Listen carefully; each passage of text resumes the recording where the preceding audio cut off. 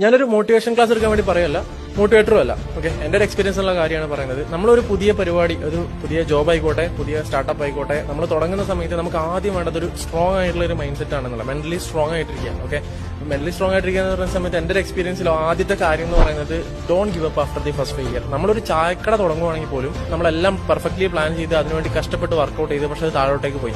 എന്തെങ്കിലും ഒരു പ്രോബ്ലം ഉണ്ടാവും, അത് ഐഡന്റിഫൈ ചെയ്ത് വീണ്ടും അതിനെ റീസ്റ്റാർട്ട് ചെയ്യുക, അല്ലെങ്കിൽ അതിന് മുന്നോട്ട് കൊണ്ടുപോകുക എന്നുള്ളതാണ് ഒന്നാമത്തെ കാര്യം എന്ന് പറയുന്നത്. മെന്റലി സ്ട്രോങ് ആയിട്ടുള്ള ആൾക്കാരുടെ ഒന്നാമത്തെ ഫീച്ചർ തന്നെയാണ് they don't give up after the first failure.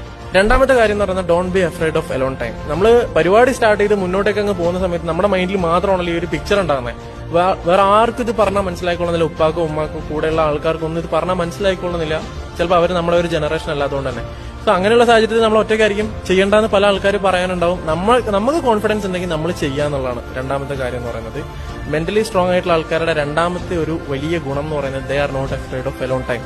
മൂന്നാമത്തെ കാര്യം എന്ന് പറഞ്ഞാൽ വളരെ ഇമ്പോർട്ടന്റ് ആയിട്ടുള്ള കാര്യമാണ്. നമ്മൾ പരിപാടിയൊക്കെ സ്റ്റാർട്ട് ചെയ്തു പെട്ടെന്ന് തന്നെ ഇന്ന് തുടങ്ങി നാളെ തന്നെ റിസൾട്ട് നമ്മൾ പ്രതീക്ഷിക്കരുത്. നമ്മൾ അതിന്റേതായ സമയങ്ങൾ എടുക്കും. ഗ്രേറ്റ് തിങ്സ് ടേക്സ് ടൈം എന്നാണ്. അതുകൊണ്ട് ക്ഷമയായിട്ട് നല്ല ക്ഷമയോടെ മുന്നോട്ട് പോകുക എന്നുള്ളതാണ്. അപ്പൊ ഇത്തരത്തിലുള്ള മൈൻഡ് സെറ്റും കാര്യങ്ങളൊക്കെ എങ്ങനെ നമുക്ക് ഉണ്ടാക്കിയെടുക്കാന്ന് വെച്ചാൽ, ഞാൻ ബുക്ക് റീഡിംഗ് ആണ് സ്റ്റാർട്ട് ചെയ്തിട്ടുണ്ടായിരുന്നത്. 13 things mentally strong people don't do.